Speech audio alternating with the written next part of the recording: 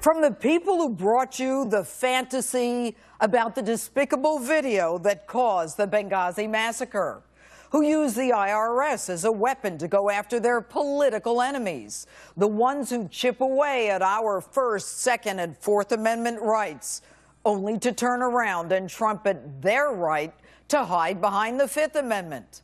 The latest to come out of the Obama administration? Just a little slap at Syria.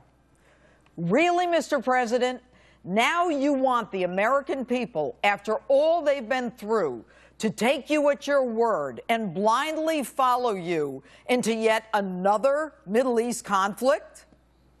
Hello and welcome to Justice. I'm Judge Jeanine Pirro. Thanks for being with us tonight.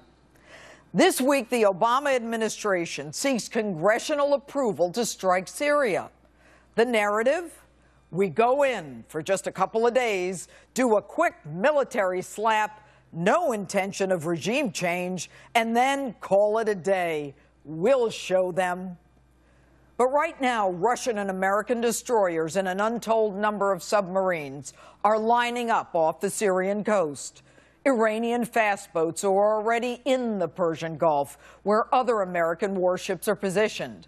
And since we've given them fair warning, Mr. President, because of your latest indecision and dithering, our enemies in the Middle East have been moving assets and preparing to retaliate. It's teed up. Once we start the bombing, the Syrians will call on their allies, Iran and Russia.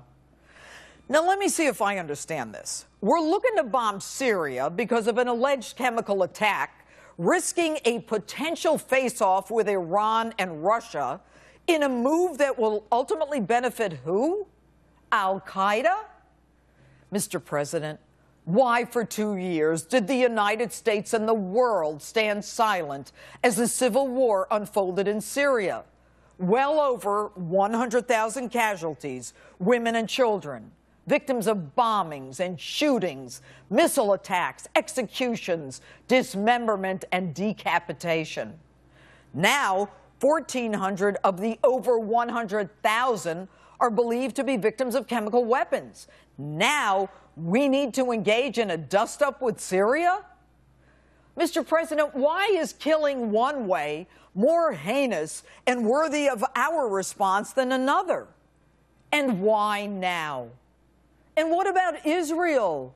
We know you don't like Bibi, but hell, don't you have an obligation to not put our allies in harm's way? And your reason? I didn't set a red line. The world set a red line. Congress set a red line when it ratified that treaty. My credibility is not on the line. The international community's credibility is on the line. That's just not true. It's another one of your false narratives. A red line for us is we start seeing a whole bunch of chemical weapons moving around or being utilized. That would change my calculus. That would change my equation.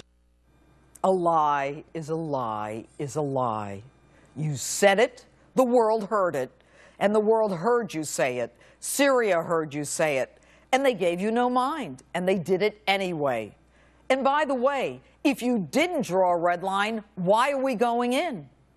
No one respects us. No one fears us. You've done this to us. Why draw red lines when everyone knows that your red lines are nothing more than green lights over and over again? But I got to give you one. You're right. Your credibility is not on the line. With all due respect, Mr. President, you have no credibility. To be credible, one must be clear and constant. Your actions must be swift and certain. You lost credibility when you left Americans on that rooftop in Benghazi, but fired up Air Force One to go to your Las Vegas fundraiser.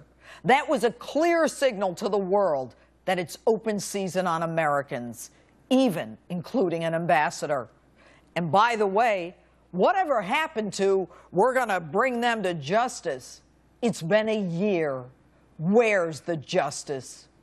And now you want to hide behind Congress so you can blame them for your inaction, or you say maybe you'll go in anyway. What's that all about? It's amateur hour in Washington. American lives weigh in the balance. We are a war-weary nation. Even you admit that. We are tired of spilling the blood of young American men and women in a part of the world that despises us. And to add insult to injury, you don't even take care of the vets when they come home. Many of them with fewer body parts and certainly more demons than when they left. And if you're so dead set against the killing of children that you are willing to send us into yet another conflict, will you guarantee that the 1,000-pound Tomahawk missiles that you will heap on Syria won't kill children? Or are they simply your collateral damage? Will the murders of those children be less significant than those we go to avenge? Tell us, what is the American strategic interest? What is the end game? Did you think this one out? Or is politics so much a part of your calculus that it's all about you? A shot across the bow to hold Assad accountable? Degrade his capacity to carry out future attacks? Deter this behavior in the future? Do you really believe, after this man killed over 100,000 people, that he's afraid of you? And since you don't intend to take Assad out and expect him to weather this, you make the United States look even weaker. Little Syria survives an attack by the most militarily powerful country in the world. Well, at least we were until you showed up. And whose side are we on anyway? Take a look at this. These are the Syrian rebels whose side you want to take. They are killing young men, execution style. And if the use of chemical weapons is violating international standards, why isn't the international community standing shoulder to shoulder with you? The Brits, for the first time since 1782, have refused a request for military action by their prime minister. NATO has rejected your call. The European Union has rejected your call. The UN, of course, is still investigating. And the Italians? Well, they're too busy dancing with Berlusconi at one of his bunga-bunga parties. And your good friend Putin had to give you a little lecture on international law. Only the UN Security Council could sanction the use of force against a sovereign state. Any other pretext or method which might be used to justify the use of force against a sovereign state is inadmissible and can only be interpreted as an aggression. You don't poke a stick in the eye of the tiger and expect the tiger to not react. The rebels you want to support are Al-Qaeda. You remember them? They took down the World Trade Center a few blocks from here. Ansar al-Sharia, you remember them? They massacred 4 Americans in Benghazi. And the Muslim Brotherhood, you remember them? You threw our friend Mubarak under the bus for them, and it's since worked out so well in Egypt. And by the way, no Americans were massacred in Syria like they were in Benghazi. So we should go to war for you to save face after making a dumb statement that you now say you didn't make? Have you thought this through? Your feckless foreign policy and paper tiger image have forced your hand. Even your friend Dianne Feinstein agrees with me. Once the administration made this call, though, I think there is a real need for us to back it up, or America becomes a paper tiger. Mr. President, in the past, when America was respected and feared, no one would even dare think of crossing an American president's red line. Remember, you said that you wouldn't go to war unless there was an imminent threat to national security. What case have you made? Last I checked, Assad has never attacked us. And by the way, didn't you get elected as an anti-war president? Didn't you vote against the last war in Iraq?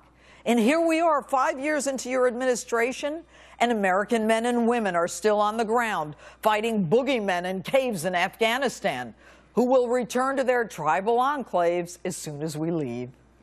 And your Iraq withdrawal thing, that one hasn't worked out so well either.